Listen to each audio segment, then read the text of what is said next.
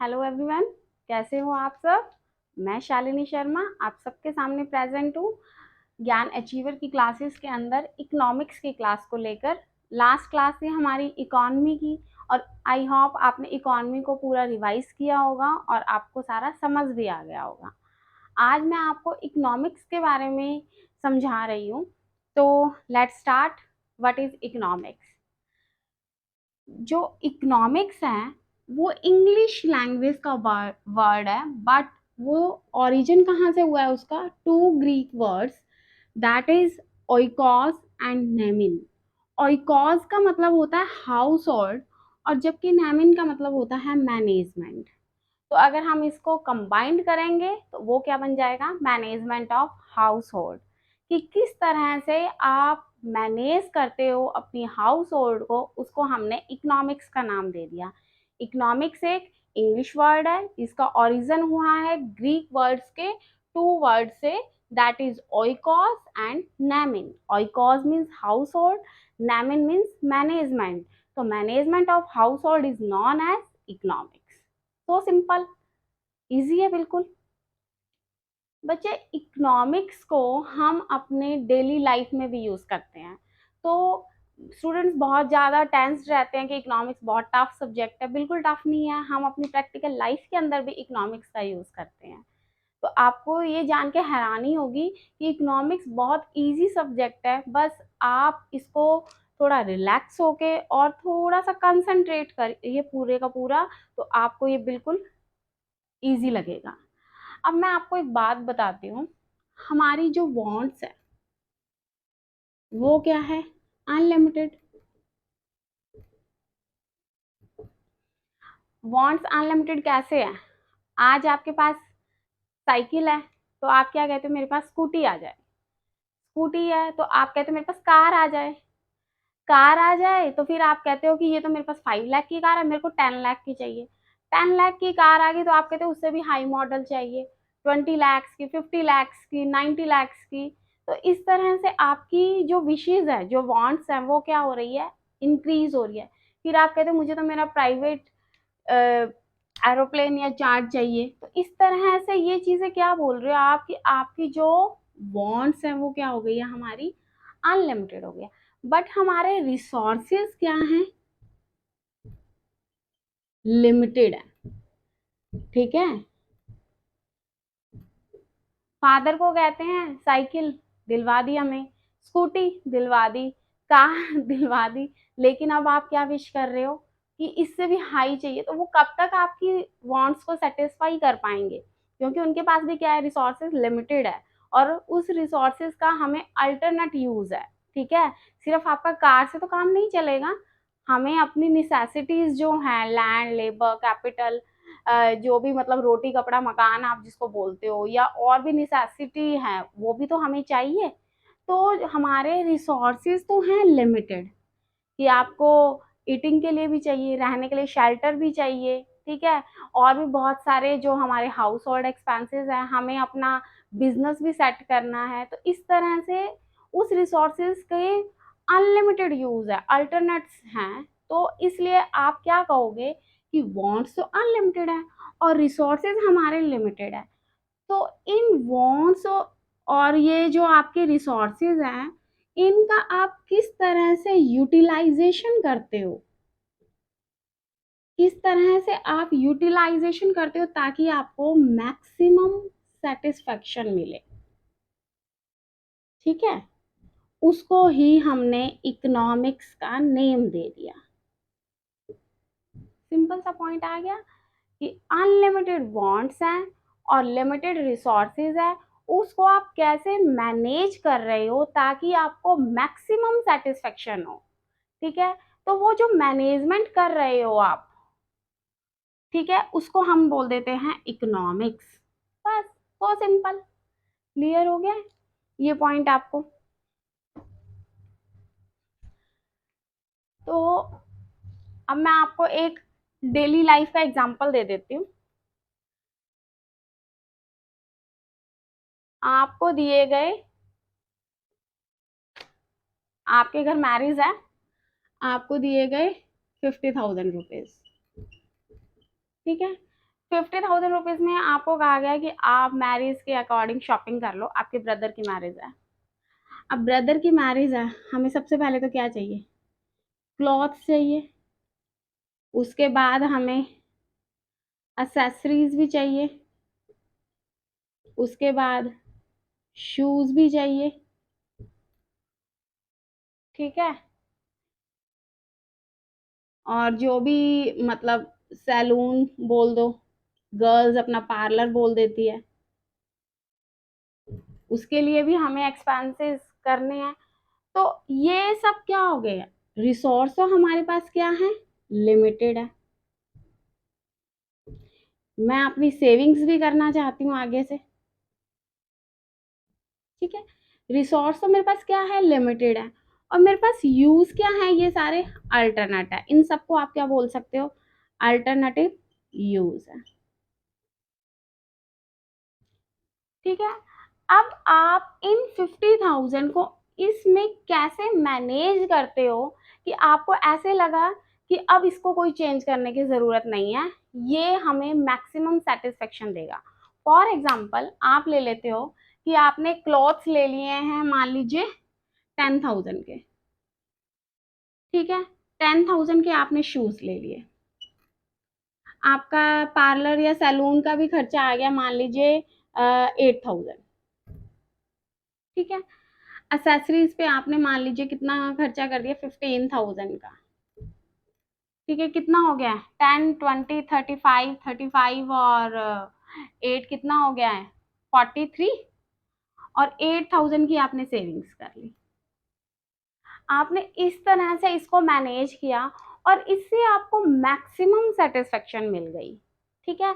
आप कहते हैं कि अब इसमें कोई भी हमें चेंज करने की नीड नहीं है, ठीक है। आप मैक्सिमम सेटिस्फाई हो और आप बिल्कुल हैप्पी हो, और आपको ऐसे लगता है कि मैंने अपने रिसोर्सेज का ऑप्टिमम यूटिलाइजेशन कर लिया है और अब इसमें कोई भी नीड नहीं है हमें चेंज करने की, ठीक है। आपको हर चीज से सेटिस्फेक्शन मिली है, तो आप उसको क्या बोल दोगे कि आपने बहुत अच्छी मैनेजमेंट की है ऑफ हाउस होल्ड, या आप इसको नेम दे सकते हो इकोनॉमिक्स का।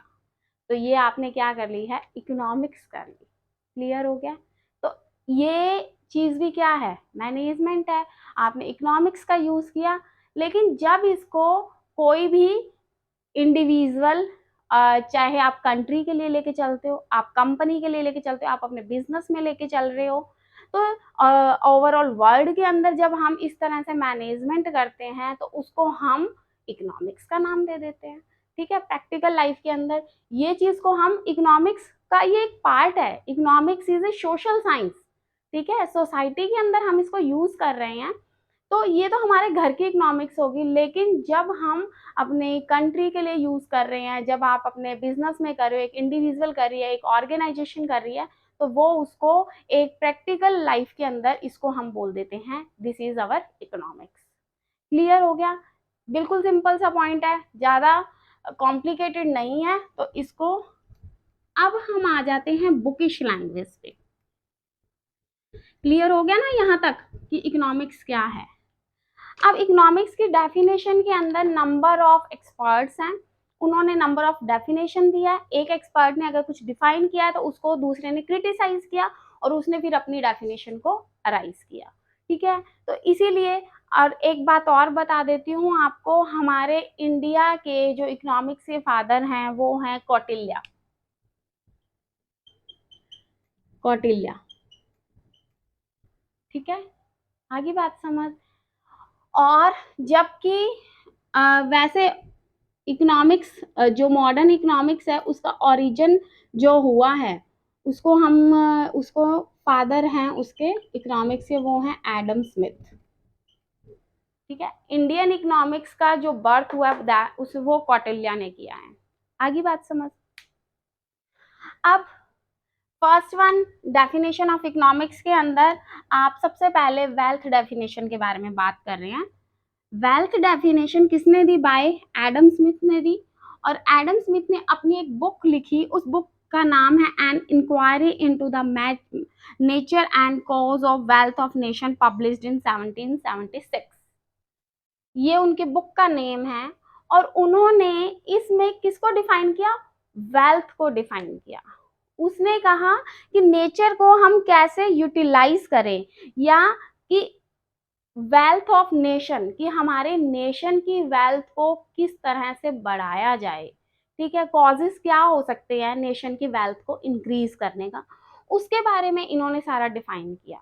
कि मेन इनका जो प्रेशर था या कंसंट्रेशन था वो नेशन की वेल्थ को इंक्रीज करने में था, कि किस तरह से आप नेशन की वेल्थ के बारे में इंक्वायरी करते हो, या आप ये बोल सकते हो कि economics is an inquiry into the wealth and causes of, into the nature and causes of wealth of nation. ये है बुकिश लैंग्वेज, और आप सिंपल लैंग्वेज के अंदर इधर समझोगे तो इन्होंने वेल्थ कैसे नेशन की इंक्रीज की जाए। क्लियर हो गया। तो फिर मिस्टर रॉबिन्सन आए, सॉरी मिस्टर मार्शल आए। मार्शल ने एडम स्मिथ की वेल्थ डेफिनेशन को क्रिटिसाइज किया। उन्होंने कहा ये तो सिर्फ नेशन की वेल्थ के बारे में डिस्कस कर रहे हैं, ह्यूमन के बारे में तो इन्होंने डिस्कस ही नहीं किया। ठीक है ना, इन्होंने ह्यूमन के बारे में तो डिस्कस ही नहीं किया, इन्होंने मैन के वेलफेयर के बारे में तो डिसीजन ही नहीं दिया, डिफाइन ही नहीं किया। तो इसलिए उन्होंने क्या बोला कि मैं देता हूँ मटेरियल वेलफेयर डेफिनेशन। और जो डॉक्टर मार्शल हैं उन्होंने अपनी एक बुक लिखी, that is principle of economics, in 1890। Net वाले स्टूडेंट्स ये वाले पॉइंट्स में आपका आ सकता है कि वेल्थ डेफिनेशन किसने दी है, एडम स्मिथ ने दी है। आपकी मटेरियल वेलफेयर डेफिनेशन किसने दी है, डॉक्टर मार्शल ने दी है। तो इस चीज का ध्यान रखिएगा। और कौन से ईयर में दी है, तो इन्होंने 1776 में दी, और मटेरियल वेलफेयर डेफिनेशन 1890 के अंदर आई।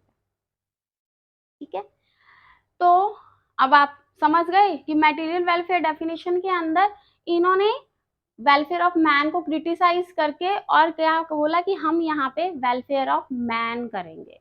ठीक है, उन्होंने वेलफेयर ऑफ मैन के बारे में ध्यान दिया। उन्होंने क्या कहा कि किस तरह से इंडिविजुअल जो है वो अपनी मटेरियल रिक्विजिट्स क्या होती हैं, क्लॉथ्स, शेल्टर और लैंड, ठीक है, इसके बारे में कि हाउस चाहिए और जो मतलब कंफर्टेबल लाइफ को जीने के लिए जो भी नेसेसिटीज हैं उनके बारे में इन्होंने पूरे का पूरा कंसंट्रेट किया, उसके बारे में इन्होंने डिस्कस किया। किसने, डॉक्टर मार्शल ने। क्लियर हो गया।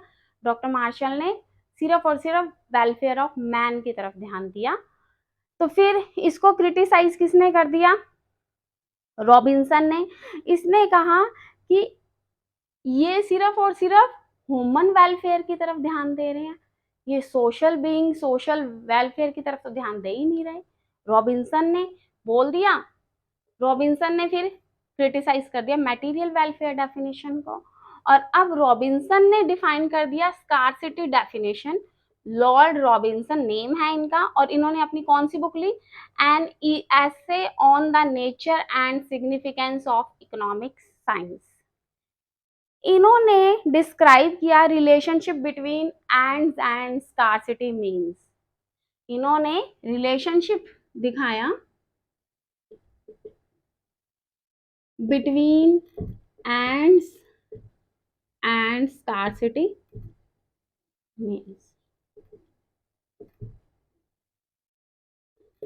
अब आप मुझसे पूछोगे कि एंड्स क्या होता है मैम। एंड्स का मतलब क्या है कि हमारी अनलिमिटेड वांट्स है इकोनॉमी के अंदर, जो कि अराइज होती है due to availability of different resources. कि हमारी जो अनलिमिटेड वांट्स हैं, और स्कार्सिटी मीन्स वांट्स तो अनलिमिटेड हो गई, और स्कार्सिटी के अंदर आप ये बोलोगे इसके अंदर कि एक वो सिचुएशन जिसके अंदर हमारी कमोडिटी की जो हम डिमांड करते हैं, हम किसी भी कमोडिटी की, वो तो क्या है, अल्टरनेट्स है, लेकिन उसकी सप्लाई जो है वो लिमिटेड। जब डिमांड्स किसी भी क्वांटिटी की या quantity demand of A commodity given price पे, मान लीजिए आप 10 रुपीज में एप्पल सेल कर रहे हो, 10 रुपीज के एप्पल में सप्लाई तो कितनी है, मान लीजिए सिर्फ और सिर्फ एक एग्जांपल ले रही हूँ, सिर्फ 10 एप्पल्स की सप्लाई है, लेकिन आप डिमांड कितनी कर रहे हो, 11 एप्पल्स की कर रहे हो। मीन्स डिमांड आपने ज्यादा कर दी और सप्लाई कम है, तो इसको हम नाम दे देते हैं स्कार्सिटी का। क्लियर हो गया कि व्हाट इज स्कार्सिटी। आ गई बात समझ? तो रॉबिन्सन ने रिलेशनशिप दिखा दिया एंड्स और स्कार्सिटी मीन्स का। Clear point? तो अब फिर आगे आगे ग्रॉथ ओरिएंटेड डेफिनेशन। इन्होंने लॉर्ड रॉबिन्सन को क्रिटिसाइज कर दिया। वो कहते हैं ये तो बिल्कुल इम्प्रैक्टिकल हो गया है कि कैसे कि हम अपनी अनलिमिटेड वांट्स और हमारे जो स्कार्सिटी मीन्स है उनके रिलेशनशिप को कैसे शो कर सकते हैं। ठीक है, तो उस रिलेशनशिप, ये तो बिल्कुल इम्प्रैक्टिकल बात हो गई और डिफिकल्ट हो गया है, और ये इसके अंदर हमने मैन के वेलफेयर के लिए तो कुछ किया ही नहीं। तो इस बात पे आगे डेफिनेशन आ गई है, ग्रोथ ओरिएंटेड डेफिनेशन, और वो दी है मॉडर्न इकोनॉमिस्ट सैमुअलसन, पीटरसन और फर्गूसन ने। उन्होंने क्या बोला? उन्होंने बोला कि इकोनॉमिक्स जो है वो एक सोशल साइंस है, इसके अंदर हम किस तरह से हमारी अनलिमिटेड वांट्स को अपने लिमिटेड रिसोर्सेज के साथ मैनेज करके मैक्सिमम सेटिस्फेक्शन को गेन करते हैं, उसको बोलते हैं इकोनॉमिक्स। जो मैंने अभी स्टार्टिंग में आपको समझाई थी वो ग्रोथ ओरिएंटेड डेफिनेशन आ गई है। क्लियर हो गया है कि आप अपने स्कार्स मीन्स का कैसे प्रॉपर यूटिलाइजेशन करते हो, आप किस तरह से जो मैन एक्टिविटी करता है, जैसे मैंने आपको एग्जांपल दिया था ना कि आपने इतना क्लॉथ्स पे लगा दिया है, इतना आपने एक्सेसरीज पे लगा दिया, तो आपने वो जो एक्टिविटीज की हैं जिससे आपको मैक्सिमम सेटिस्फेक्शन हो जाए और आपने रिसोर्सेज का ऑप्टिमम यूटिलाइजेशन कर लिया है, उसको हम ले लेते हैं ग्रोथ ओरिएंटेड डेफिनेशन के अंदर। आई होप आपको डिफाइन के 4 पार्ट्स क्लियर हो गए होंगे। फर्स्ट में हमने किया है वेल्थ डेफिनेशन, सेकंड में किया है मटेरियल डेफिनेशन, थर्ड में है स्कार्सिटी, फोर्थ के अंदर है हमारा ग्रोथ ओरिएंटेड डेफिनेशन। वेल्थ दी है बाय एडम स्मिथ ने, आपको सेकंड मटेरियल दिया गया है डॉक्टर मार्शल ने, स्कार्सिटी डेफिनेशन दी गई है लॉर्ड रॉबिन्सन ने, और ग्रोथ ओरिएंटेड डेफिनेशन को डिफाइन किया गया है बाय सैमुअलसन, पीटरसन, फर्गूसन, जो मॉडर्न इकोनॉमिस्ट है हमारे। आई होप क्लियर है जी? ओके,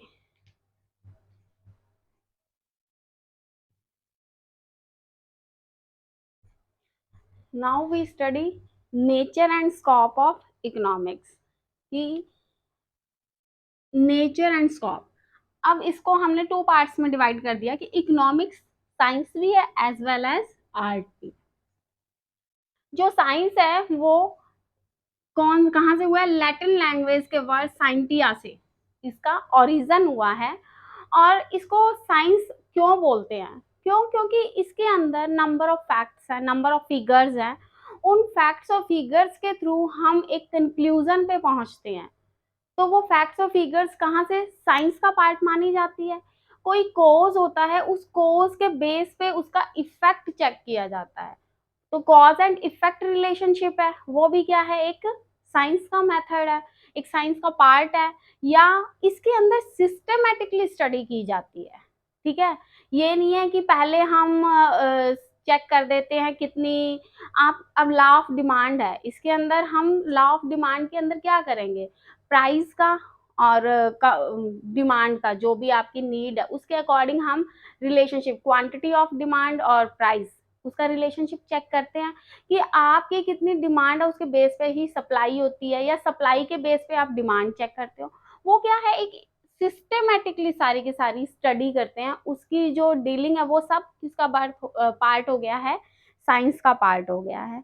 तो आप सारे के सारे जो भी आपके फैक्ट्स और फिगर्स है उसको कलेक्ट करके एक कंक्लूजन पे पहुंचते हो, वो हम उसके अंदर साइंस का नाम दे देते हैं। ठीक है, एक बच्चे ये ध्यान रखना कि इकोनॉमिक्स जो है, आप ये साइंस वैसे नहीं मान सकते कि जैसे लैब के अंदर टेस्ट होते हैं, that is not a, that is science. But economics के अंदर कोई लैब के अंदर टेस्ट वगैरह नहीं होते हैं, इसके अंदर हम सिस्टेमेटिकली कुछ स्टडी करते हैं, थ्योरी बनाते हैं, और उन थ्योरीज को चेक करते हैं सिस्टेमेटिकली, कॉज और इफेक्ट रिलेशनशिप चेक करते हैं। जैसे लॉ ऑफ डिमांड हो गया, लॉ ऑफ सप्लाई हो गया, थ्योरी ऑफ कॉस्ट हो गया है, प्राइस डिटरमाइन करते हैं अंडर डिफरेंट मार्केट्स की, मोनोपोली के अंदर कैसे प्राइस को डिटरमाइन किया जाएगा, किस तरह से परफेक्ट कंपटीशन में, इम्परफेक्ट कंपटीशन में। तो ये सब चीजें क्या है? ये एक सिस्टेमेटिकली स्टडी हो रही है। ठीक है, मोनोपोली के अंदर हम क्या अजम्पशंस लेके चलेंगे, तो ये अजम्पशंस हैं, ये सब क्या बन गई है, हमारा साइंस का पार्ट हो गई। क्लियर है? अब आ रही है आर्ट्स। आर्ट्स के अंदर क्या है, कंट्रोवर्शियल हो चुका है। डिफरेंट डिफरेंट एक्सपर्ट्स, कुछ एक्सपर्ट्स कहते हैं कि इट इज साइंस, कुछ कहते हैं no it is not art, कुछ कहते हैं कि yes it is science as well as art. तो कोई फाइनल डिसीजन पे हम नहीं पहुंच पा रहे हैं, कुछ कंट्रोवर्शियल है, डिफरेंट एक्सपर्ट्स है, डिफरेंट बात बोल रहे हैं। जैसे वॉलरस कॉर्नेट है, रॉबिन्सन है, वो कहते हैं कि इकोनॉमिक्स जो है वो आर्ट्स नहीं है। जबकि जो मार्शल है, पीगू है, मार्शल पीगू, वो क्या कहते हैं, it is science as well as art. ठीक है, उन्होंने बोला है कि जो आपने इकोनॉमिक थ्योरीज बनाई है उनको हाउ टू यूज, कैसे यूज करें, ताकि जो भी हमारी इकोनॉमिक प्रॉब्लम्स है सोसाइटी के अंदर, उसके अंदर हम कैसे उसको यूज करें। तो वो जो यूजिंग का वे है दैट इज आर्ट। ठीक है, किस तरह से यूज करके हम मैक्सिमम सेटिस्फेक्शन कर सकते हैं, अपने रिसोर्सेज का ऑप्टिमम यूटिलाइजेशन कर सकते हैं, उसको हमने आर्ट्स का नाम दे दिया है। क्लियर हो गया आपको कि साइंस क्या है और आर्ट्स क्या है? क्लियर है बच्चे? तो अब ये डिफरेंस के अंदर, साइंस के अंदर आपने साइंस का ओरिजिन कहाँ से हुआ है, साइंटिया वर्ड से हुआ है।